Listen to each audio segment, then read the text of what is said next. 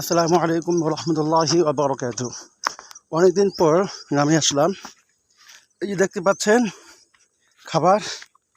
তো আসলে যখন অনেক ছোট ছিলাম তখন আমার দাদা একুব আলী ফরাজি, তো উনি যখন ক্ষেতের মধ্যে কাজ করতো তখন খাবার নিয়ে যেতাম।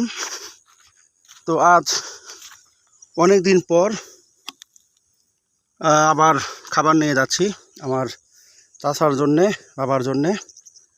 তারা আপনার আমাদের যে একটা খাত আছে যেখানে আমরা ভালো একটা অ্যামাউন্ট খরচ করেছি মাছ ধরার জন্যে, ওই খাতটা চুকানো হচ্ছে।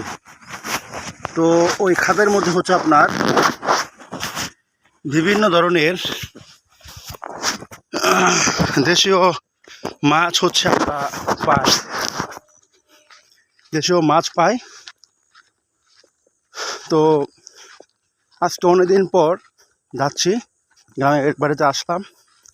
এই যেখানে গ্রামের যে প্রাকৃতিক যে দৃশ্য, গ্রামের যে একটা প্রাকৃতিক স্বাদ তৃপ্তি, এটা আপনি কখনোই শহরের মধ্যে বসে এবং বিদেশে বসে গ্রামের যে প্রকৃতি, এটার যে একটা তৃপ্তি রয়েছে, এটা আপনি গ্রামে না আসলে আসলে এটাকে আপনি ফিল করতে পারবেন না।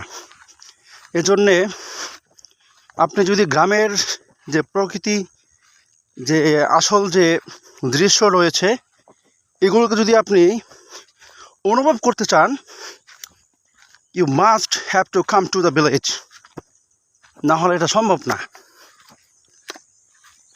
তো এখানে দেখেন কেউই নাই, ওরা বড় একটা বিল। এখন প্রায় 8টা বেজে গেছে। তো যারা বিদেশে রয়েছেন, যারা শহরে রয়েছেন, আজকের এই ভিডিওটি মূলত আপনাদের জন্যে, যারা অনেকদিন ধরে গ্রাম দেখতে পারেন না। যদিও আমি আসলে ওরকমভাবে গ্রামটা দেখাতে পাচ্ছি না, বা আমাদের যে বিলটা রয়েছে ওটা দেখাতে পাচ্ছি না,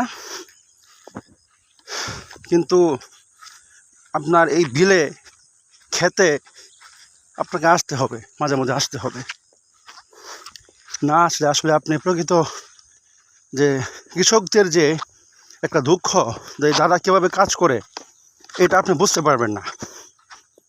এজন্যে সকলকে আহ্বান জানাবো, মাঝে মধ্যে গ্রামে আসবেন। গ্রামে এসে গ্রামের যে ক্ষেত খোলাগুলো রয়েছে এবং গ্রামের যে দৃশ্যগুলো রয়েছে, এগুলোকে অনুভব করবেন, ফিল করবেন। তো আসসালামু আলাইকুম।